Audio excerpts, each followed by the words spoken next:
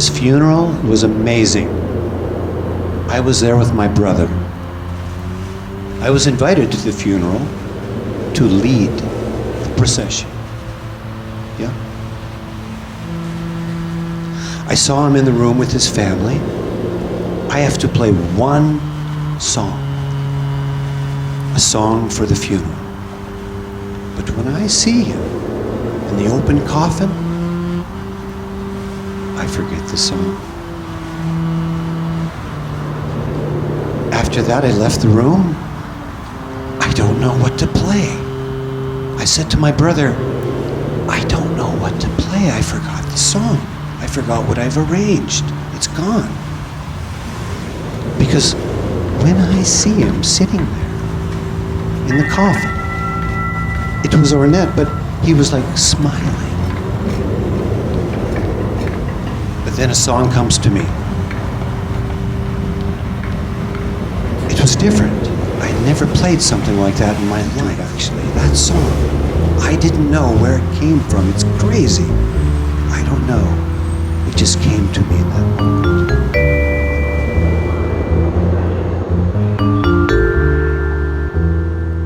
Hello everyone, this is David Haney. I'm a composer and pianist. I created a book called New York Jazz Stories. There are references in the book to locations that you might go to. The question is, can you see in your surroundings a connection to the past?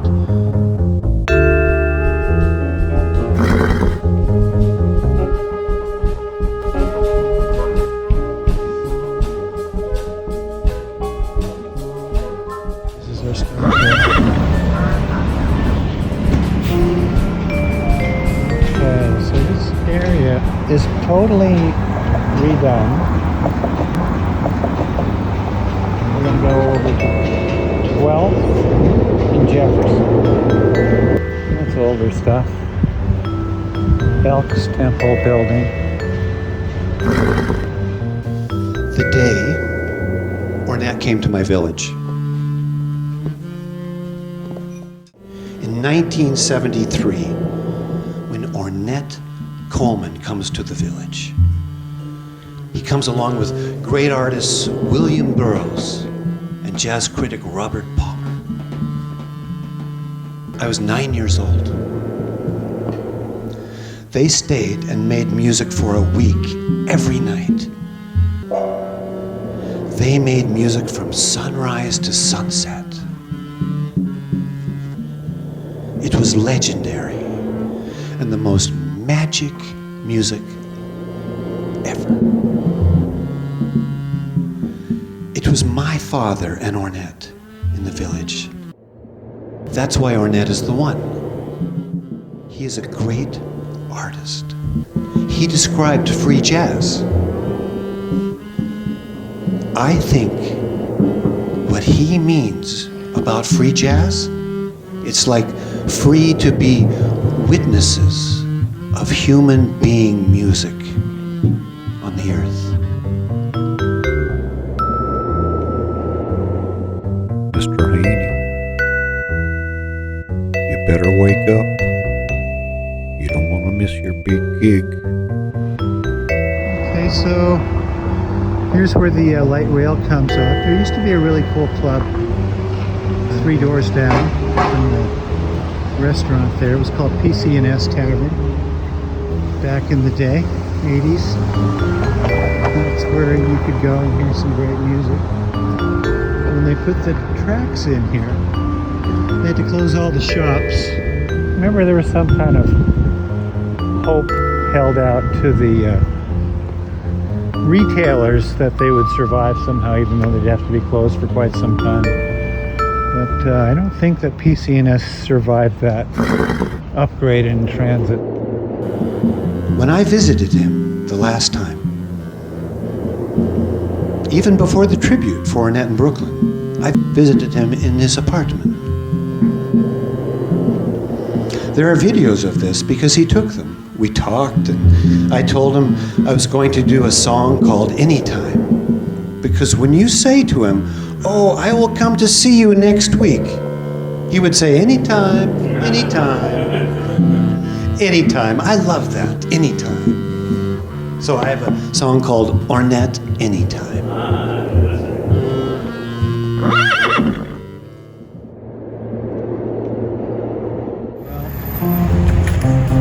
I'm looking around, trying to see if there's anything familiar. Remember, this was a 7-Eleven, or a flat pantry, and I swear I recognize that evergreen tree there. So that hasn't changed, unfortunately. What's the bad news? That's the building that replaced the Jefferson Theater and the Jazz Quarry. Let's have a walk by. I bet these people would not remember any of this, no offense. It's all new stuff, brand new, banks. Cities seem to rebuild themselves on top of each other. But I live here, so I kind of want to make a connection between here and New York, you know. And that was my first thing. I thought I'm going to walk up to the Jazz Quarry, where it used to be, and it's a Chase Bank now. I would go online and then look up a few jazz clubs over in the Northeast, because that's where they moved to, because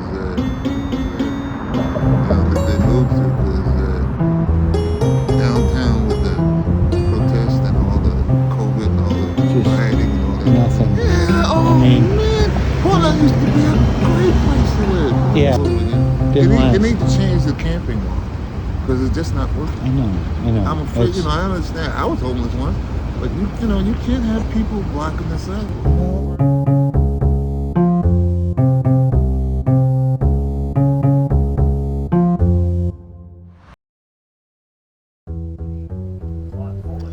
There was a tiny stairway that led to a tiny bedroom. That was Perry's bedroom. A tinier alcove where the world's smallest keyboard, a music stand, his clarinet, a window, a faded poster from a show from long ago, and little S. Even though we'd stayed up rather late the evening before, Perry was up like a quiet firecracker going about his daily routine. I could hear him going about saying something here and there. But once the radio started, well, that was it.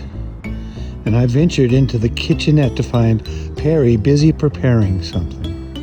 He sensed my presence immediately and whirled around with a hearty, "Good morning, maestro." And "Ho, and did you sleep very well? Can I make you some breakfast?" When I discovered what Perry was making, I wasn't up for it. He may have just had some toast. He was making a grand sardine sandwich with all the trimmings and then some.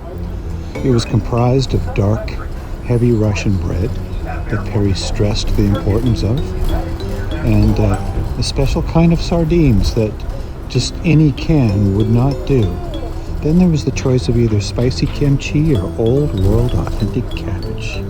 It's called Perry's Power because after sweating and snorting the gigantic fish sandwich down with patience and reverence, sweat pouring from his cheeks and forehead, he made a He-Man stance, flexing his wiry arms and growling, "Arr, maestro! That is it. I am ready. Ready for anything. Ah, beautiful, baby, beautiful." And that's what they call Perry's Power.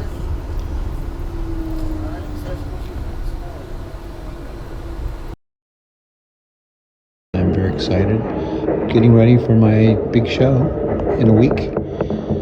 So, it's difficult leaving town. You think I'm giving up my nice cozy bed? You think I'm inflicting this upon myself of my own free will? And then you get here, and you know what? It's no big deal. 7th Avenue in New York called the Village Vanguard. Since 1957, over 100 jazz albums have been recorded at the venue, starting off with the great Sonny Rollins. Max Gordon ran the club until his death in 1989. His wife took over, and she still runs the club today. On November 3rd, 2011, Lorraine Gordon called in and left us a message with a special story, a few little details about her life that she wanted to share.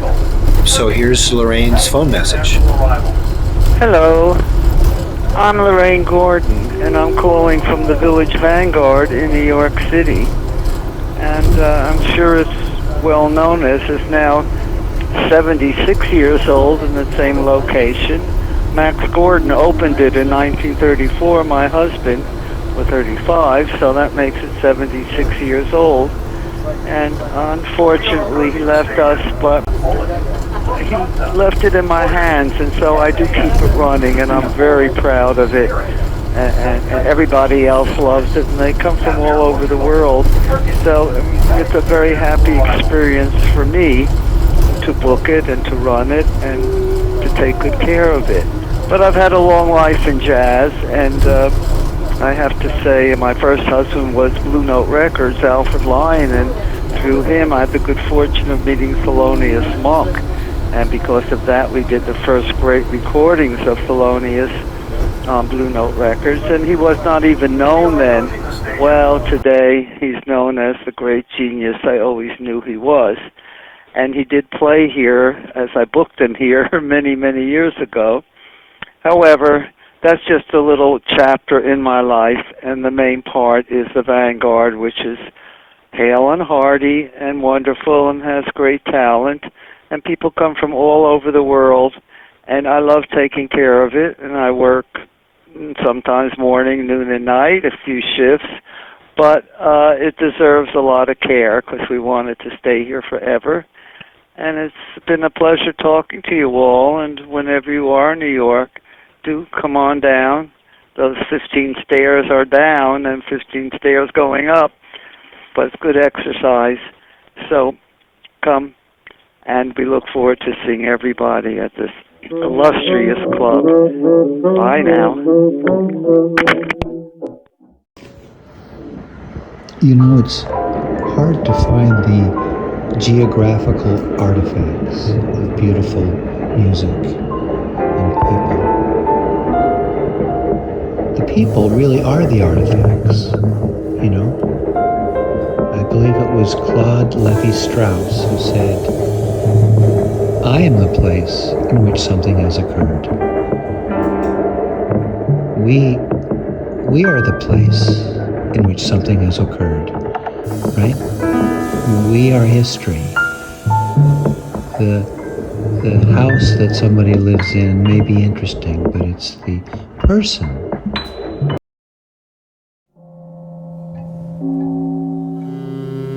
I love Ornette.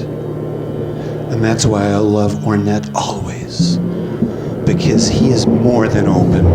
He is human musician as Jajuk is human music.